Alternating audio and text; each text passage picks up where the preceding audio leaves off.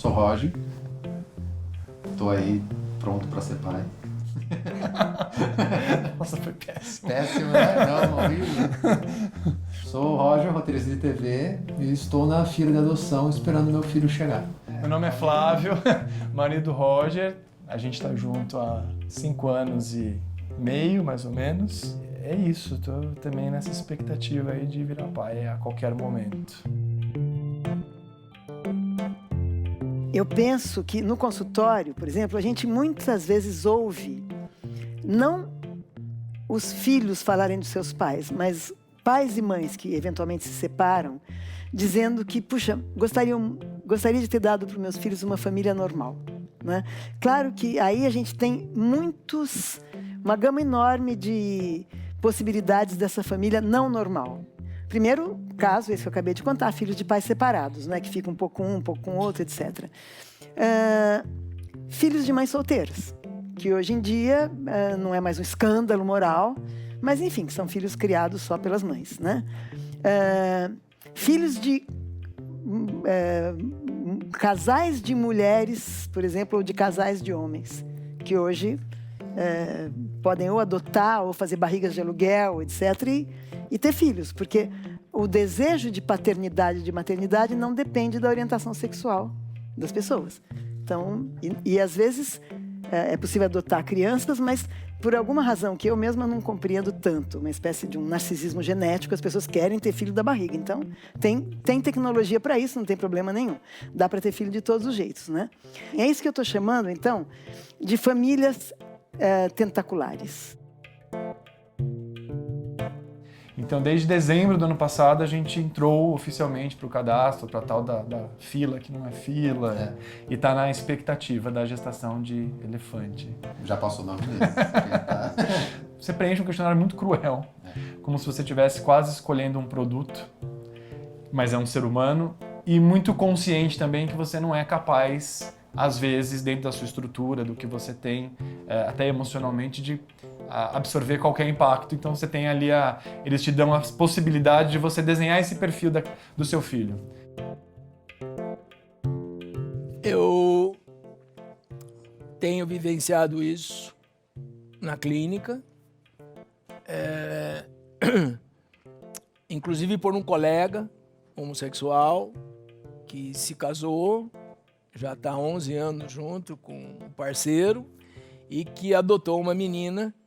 Então, a primeira coisa que eu fiz foi pedir permissão a ele se eu podia avaliar a Júlia. Como estava a Júlia? A Júlia está, por incrível que pareça, vivendo no abrigo, estava muito bem, e feliz por estar sendo adotada. E a segunda coisa, eu queria saber se ela entendia que tinha 2 homens e que ela tinha que chamar alguém de mãe. Mas ela precisa de mãe? Precisa de mãe. E a mãe vai ter que ter um papel diferenciado, um lugar diferenciado. É normal, necessário, que as crianças que têm um rasgo ainda de saúde mental, não tem selfie, mas tem possibilidade de ter saúde mental, que elas façam uso da amígdala cerebral. A motivação, a ansiedade, o medo e a raiva.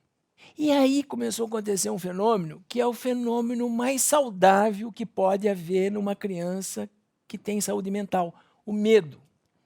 Uma noite, ela lá na caminha dela, ela falou, mãe! E ele levantou, o que foi, Júlia? Eu tô com medo. É a primeira vez na vida que essa menina sentiu medo. Ela começou a sarar, gente. E ela falou para este homem mãe, para esse homem materno, assim, eu posso pensar no que eu estou com medo, enquanto isso você fica aqui comigo. E ele, espontaneamente, ele começou assim. Quando eu era pequeno, eu tinha medo de uma coisa que acontecia na minha cidade, que era o homem do saco. Ai, o homem do saco? Como que é? Então, o homem do saco, as pessoas diziam que ele passava pela cidade e as crianças que estavam na rua, ele levava. Posso ficar com esse medo? Pode. Na outra noite, ela deitou, esperou ele deitar, ficou acordadinha, ele percebeu que ela estava acordadinha. Daí ela falou assim, mãe, Aí ela foi. Tô com medo do homem do saco. Então, assim, é possível? É possível. Desde que a gente tenha personalidades saudáveis. Alguém aqui já deu uma boneca para um filho, um sobrinho, um menino criança? Alguém aqui já deu uma boneca de presente? Então, veja que nós nós repetimos ao longo do tempo esse conceito que faz uma separação, uma distinção entre o que é ser menina e o que é ser menino. Então, nós mulheres fomos criadas exatamente nesse sentido. Porque o que é a boneca que a menina recebe, se não é aquela representação do cuidado? E o menino, ele ganha o carrinho, ele ganha a bola. A menina ganha, além da boneca, as panelinhas, a casinha. A menina dentro de casa, cuidando do seu bebê, cuidando dos afazeres domésticos, porque são considerados típicos de atividades femininas. E o menino, que pelo visto não vai ser pai, não vai ter nenhuma criança para cuidar, porque ganha só o carrinho, atividade externa, ganha bola, atividade esportiva, viril, coisas de homem. E isso tudo, por incrível que pareça, repercute na nossa vida adulta. Ainda existe um certo discurso psicológico, não vou dizer que seja psicanalítico, porque o discurso psicanalítico depende muito de uma escuta do sofrimento. Então, a gente pode constatar se um sofrimento como esse, de ter uma família não no padrão, ainda existe ou em que situações existem, não é? E é evidente, quando a gente escuta, as situações em que as crianças sofrem com separação dos pais não são situações em que elas sofrem. Tem um primeiro luto, evidentemente. Aquilo que elas conhecem como a configuração familiar mudou. Mas o sofrimento que fica para a vida é ou quando um dos dois abandona, e infelizmente na nossa sociedade ainda machista, com muita frequência é o homem. Existem mulheres que abandonam. Deixa os filhos com o pai e abandonam, mas com muita frequência é o homem que abandona.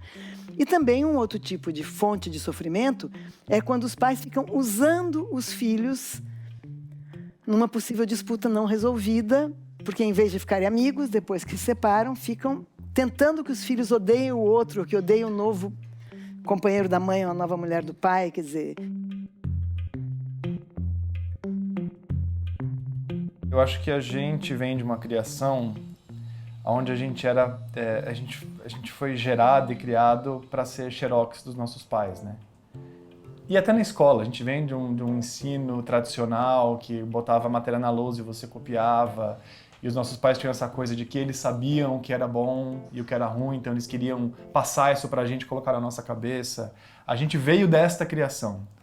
E o que é muito difícil, porque você acaba negligenciando um pouco e não enxergando a pessoa que está ali na sua frente.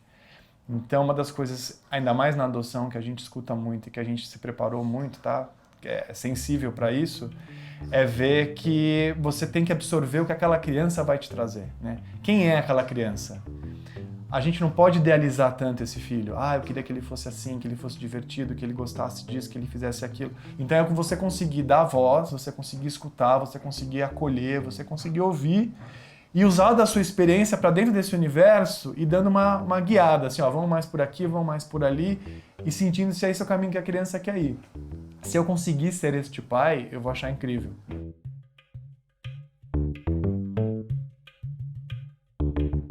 Então não é o amor que pode reger a moralidade pública.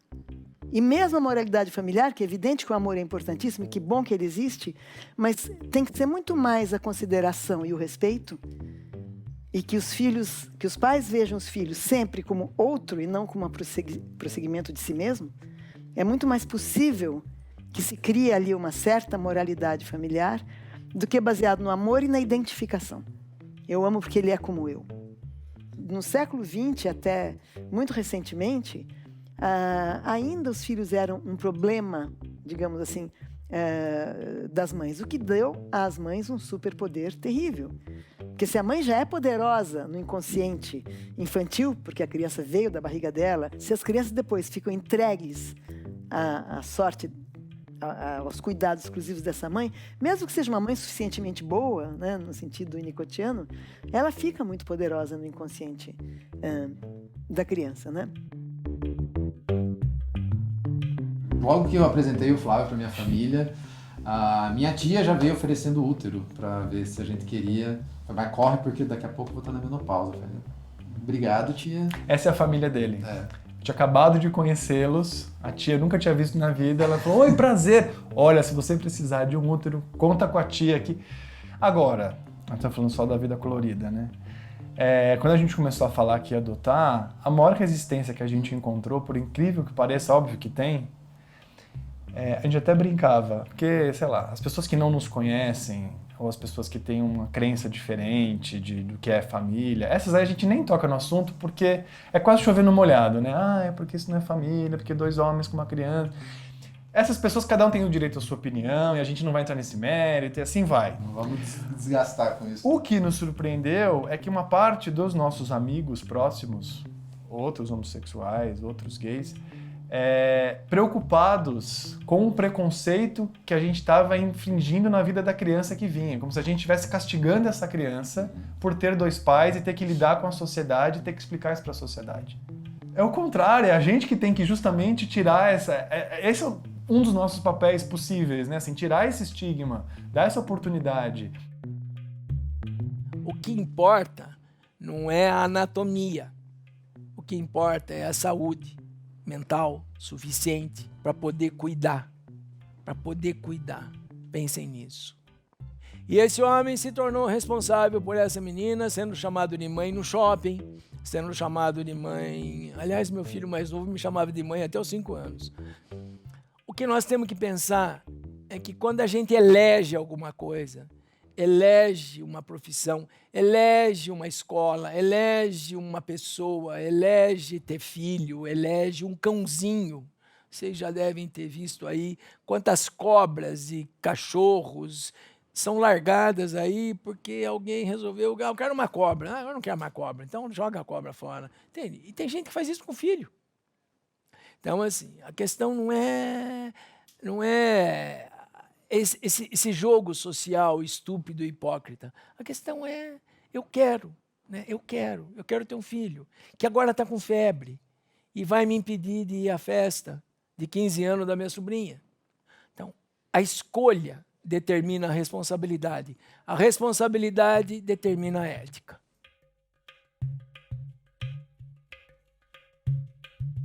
Tem essas reações dos amigos, essa criança, o preconceito que ela pode sofrer, tem também outra, nossa, não sou capaz disso, isso aí é um pouco mais comum, mas ainda assim a gente está fazendo algo novo, na verdade, né? É uma configuração de família, ainda está crescendo, mas ainda não é comum o suficiente para todo mundo já aceitar de primeira. Então, a gente sabe que a gente está num movimento um pouco, não sei se adiante do tempo, né? Acho que estamos no tempo. Já sempre teve, é que eu acho que hoje está um pouco mais comum se falar desse assunto, está menos esquisito as pessoas entenderem que isso é possível, né? Assim, teve aqui e ali, mas sempre como uma coisa excepcional. E o que a gente está fazendo hoje é falar, não é tão excepcional assim, é simples. Talvez eu queira isso mesmo, eu quero que minha vida mude, eu quero novos desafios. E não estou dizendo que vai ser fácil e que vai ser só uma maravilha. Vão ter muitos momentos que vão ser difíceis, mas talvez o que a gente está buscando nesse momento da nossa maturidade, até enquanto casal, é isso, a gente quer esses novos desafios, a gente quer aprender também.